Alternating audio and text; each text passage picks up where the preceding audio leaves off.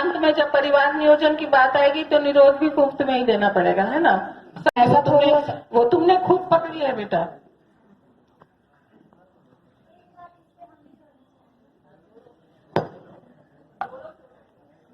मेरा नाम रिया कुमारी है और मैं कमला नेहरू नगर पटना से आई हूँ।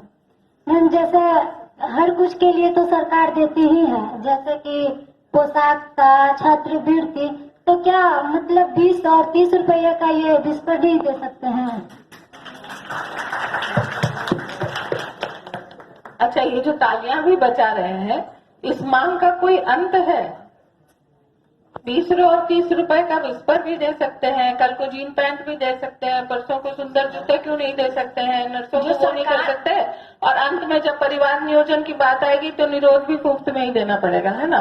सब कुछ मुफ्त में लेने की मैम, जो सरकार की हित में जो सरकार को देना चाहिए वो सरकार से लेने के लिए तुमको जरूरत क्या है? अपने आप अपने को इतना संपन्न करो, सरकार को उसके लिए छोड़ो जिनके लिए एकदम भी कुछ नहीं है। तब तक कैसे होगा मैम?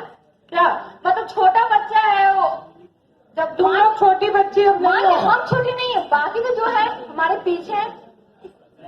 तो सरकार की बहुत सी योजनाएं हैं, लेकिन ये जो सोच है ना कि सरकार हमें 20 रुपए 30 रुपए नहीं दे सकती है, ये सोच गलत है। सरकार बहुत कुछ दे रही है और बहुत जगह पहुंच भी रहा है। वोट लेने के लिए भी आती है कितना अच्छा से। क्या वोट लेने के लिए आती है तो उस टाइम नहीं। अच्छा, मत दो तुम वोट, सरकार तुम्हारी है, बेवकूफी की इंतहा है। नहीं, मत दो तुम वोट, बन जाओ पाकिस्तान। मैम, हम हिंदुस्तान में तो पाकिस्तान में क्यों हाँ, तो फिर वोट का क्या महत्व है? और वोट तुम पैसे के एवज में देती हो, सुविधाओं के एवज में देती हो। जब वोट लेने आते हैं। कहना चाहती इस प्रोग्राम के बारे में बताइए। मैं ये जो प्रोग्राम है सशक्त बिहार समृद्ध और समृद्ध बिहार, तो मेरी इस प्रोग्राम से उम्मीद थी कि जब बेटियों की बात हो रही है तो बेटियों की बातें को सुनी जाए और उनको बहस के रूप में ना लिया जाए। उनकी जो भी चीजें हैं उसको पहले जो भी यहाँ सरकार के तरफ से आए हैं, प्रतिनिधि आए हैं, उनको उनकी बातों को लेना चाहिए।